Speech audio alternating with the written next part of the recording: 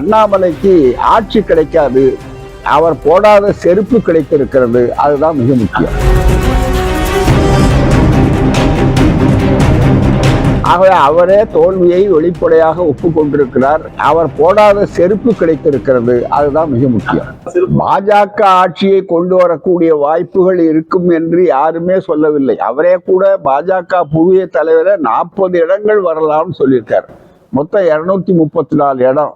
அதுல கூட்டணிக்கு 40 இடம் சொல்லியிருக்கார். அவ்வளவுதான், தவிர வேற ஒண்ணுமே இல்லை. ஆகவே அவரே தோல்வியை வெளிப்படையாக ஒப்புக்கொண்டிருக்கிறார்.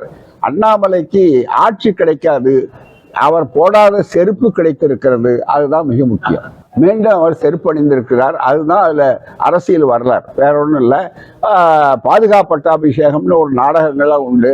14 வருஷம் அதுதான் ஆண்டு இருக்குதுன்னு வரலாறு உண்டு. ஆகவே அந்த வரலாற்றை அவர்கள் புதுப்பிக்கிறார்கள்.